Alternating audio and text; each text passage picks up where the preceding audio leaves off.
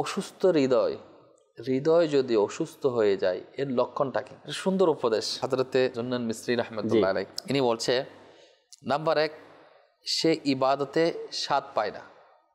এটার উপদেশমূলক বাণীগুলো শোনাচ্ছি। সে ইবাদতে স্বাদ পায় না, তার মনে আল্লাহর ভয় থাকে না, পার্থিব কার্যকলাপ থেকে উপদেশ গ্রহণ করে না, যেগুলো সংগঠিত হচ্ছে সেগুলো থেকে সে উপদেশ গ্রহণ করে না, জ্ঞানের কথা শুনিও তার চর্চা করে না। আচ্ছা, এরপর পার্থিব কার্যকলাপ থেকে উপদেশ গ্রহণ করে না মানে পার্থিব অর্থাৎ দুনিয়াতে সংগঠিত বিভিন্ন, দেখেন আমার সামনে একটা দুর্ঘটনা ঘটলো, উপদেশ কিন্তু অনেক ধরনের। নীরব ভাবে সে আমার এই যে একটা অ্যাক্সিডেন্ট ঘটে গেল, সেটা আমাকে কি মেসেজ দিচ্ছে, কি উপদেশ আমাকে দিচ্ছে, আমি কি উপদেশ গ্রহণ করছি, সেটা আমার ব্যক্তি বিষয়ে আমি কি কাজে লাগাচ্ছি। কি একটা উন্নতর উচ্চ পর্যায়ে লেভেলে গেল, তাহলে সে কিভাবে গেল, তার থেকে আমি কি উপদেশ গ্রহণ করতেছি।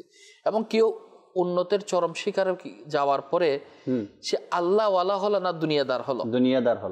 এখন আমি সে ছোট্টভাবে কিন্তু নীরবভাবে কিন্তু একটা মেসেজ আমি পেয়ে যাচ্ছি। তাহলে দেখতে হবে আমি পার্থিব বিষয় থেকে আমি কি উপদেশ পাচ্ছি। অর্থাৎ পার্থিব কার্যকলাপ থেকে সে উপদেশ গ্রহণ করে না।